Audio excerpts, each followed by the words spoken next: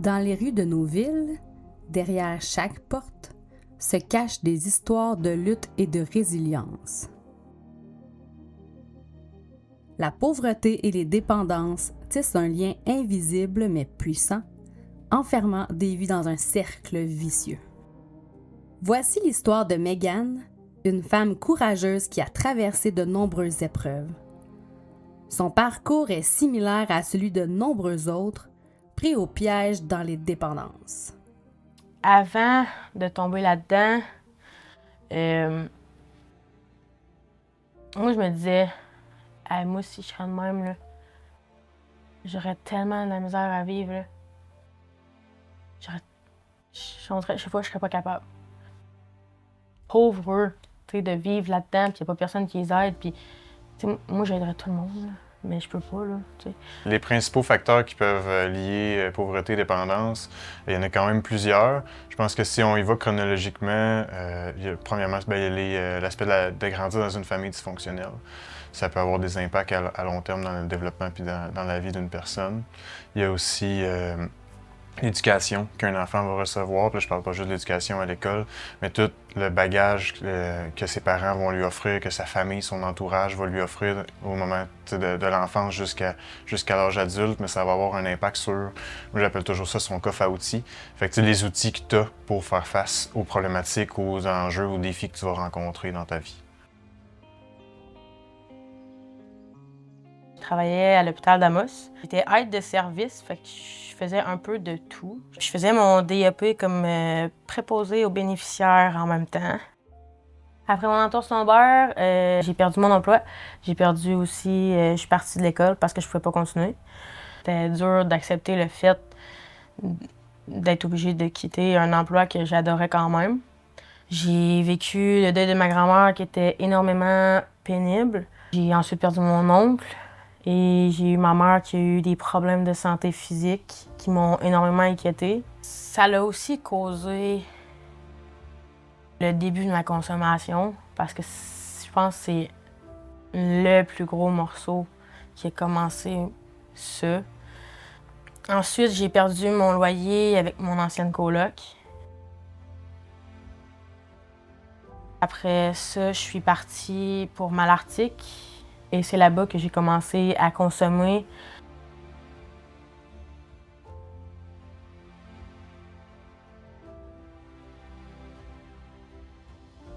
En fait, j'habitais avec un de mes anciens amis, une connaissance plus. Là. Tous les soirs, il commençait à amener de la bière. Ça a commencé surtout avec l'alcool.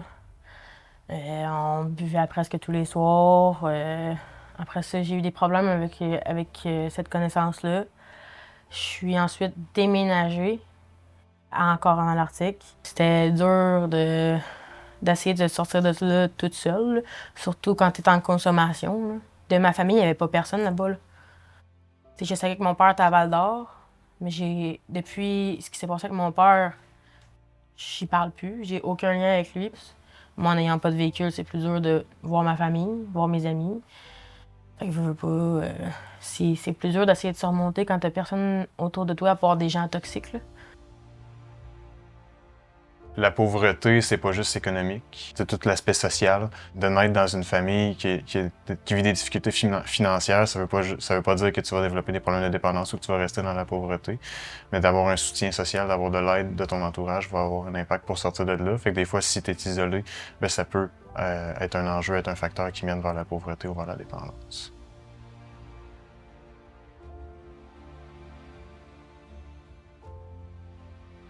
J'habitais sur des sofas, je partais d'une place à l'autre.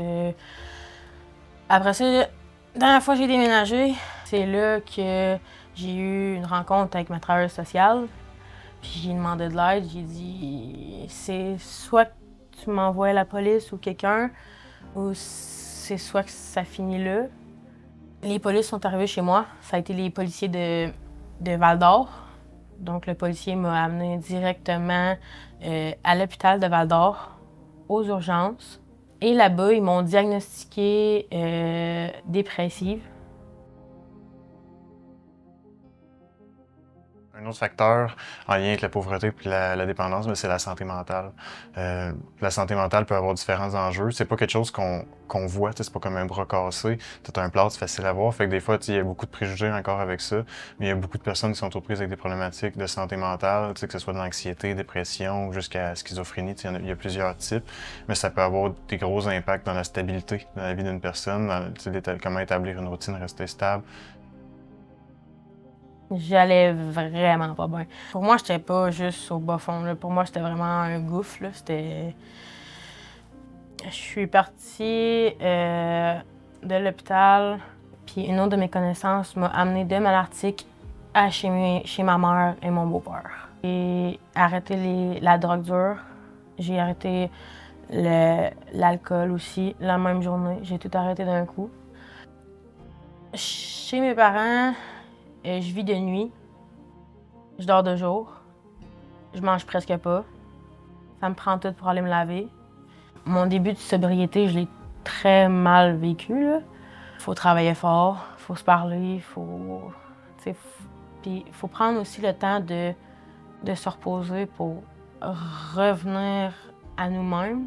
J'ai eu une grosse querelle avec mon beau-père. C'est là que je suis partie vivre à l'accueil.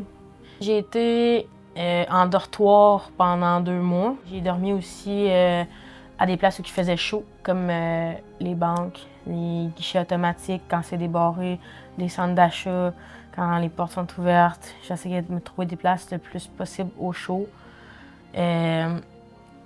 J'ai réussi à avoir des bottes puis un manteau chaud, au moins, au minimum. Fait que je m'abriais, puis au moins les jambes avec ma doudou, puis je m'attachais mon manteau, puis je dormais sur des bancs de parc comme ça.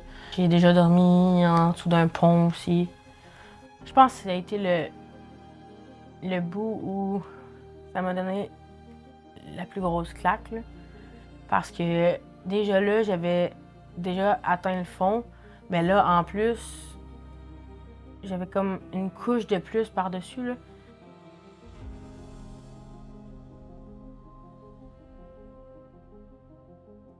Mais les préjugés les plus courants en lien avec la pauvreté ou la dépendance, c'est tout le temps les messages de ils veulent pas se mettre en action, ils veulent pas arrêter, ils ont juste à aller travailler, ils ont juste à arrêter. Je pense que c'est des choses qu'on sait déjà tous. Malheureusement, situation de pauvreté, je vais prendre une situation peut-être un peu extrême, mais les gens en situation d'itinérance, les gens vont dire ils ont juste à aller travailler. Mais ça veut pas dire, des fois, il y en a qui vont porter des CV, mais malheureusement, en fonction de leur apparence, en fonction de leur problématique, c'est des gens qui sont rarement embauchés. Puis pour ce qui est de la dépendance, tous les gens qui ont une problématique de dépendance, mais ils veulent arrêter ou presque à un certain moment dans leur vie. Mais quand une personne veut arrêter ou décide d'arrêter, il y a les symptômes de sevrage qui rentrent en ligne de compte. Fait que ça vient compliquer énormément l'arrêt d'une consommation, que ce soit la cigarette, que ce soit de l'alcool, que ce soit de la drogue. Après ça, je suis retournée chez mes parents. J'ai fait des allers-retours, accueil ma mère, accueil chez ma mère. Ça aussi, ça a été très difficile jusqu'en septembre 2023. Durant l'été, je me suis fait appeler par le Centre local d'emploi. Ils m'ont parlé du projet qui s'appelle Intégration sociale, qui aide les gens à revenir au social, à réapprendre à se connaître aussi avant d'apprendre à connaître les autres. Moi, ça m'a aidé aussi, ça m'a énormément aidé parce que oui, je me suis retrouvée, mais j'ai aussi trouvé une version de moi-même que je voulais voir. T'sais, la femme que je voulais devenir est en train de se transformer, là. T'sais, au fil de l'année, j'ai remonté la pente. J'ai réussi à me trouver un appartement. Ça n'a pas été facile, mais j'ai pas retouché à la drogue dure depuis. Ça fait 1 an sûr que j'ai arrêté de toucher à ça. Pour soutenir et diminuer les préjugés, moi j'aime beaucoup la phrase, là, je me souviens pas où est-ce que je l'ai entendue, mais je la répète tout le temps. Un problème de dépendance, c'est pas le problème d'une personne. C'est un symptôme des problèmes qu'une personne vit. Parce qu'il n'y a pas personne dans le monde qui va très bien, qui tombe avec un problème de dépendance du jour au lendemain. C'est un symptôme des problèmes que la personne vit. Fait qu'au lieu de juger la consommation, ben d'essayer d'être à l'écoute, d'essayer de comprendre c'est quoi les problématiques de cette personne-là, puis qu'est-ce qui l'a amené à consommer, justement. Les plus grandes leçons que j'ai apprises durant tout mon parcours avec la consommation et vivre à la rue, je crois que c'est de jamais lâcher, de jamais abandonner, parce que même si c'est difficile, il faut que tu crois en toi, parce que si tu crois pas en toi, à un moment donné, tu vas toujours te bloquer, c'est sûr que tu y arriveras pas, parce que tu vas te dire « je suis pas capable », fait que tu prendras même pas la peine d'essayer.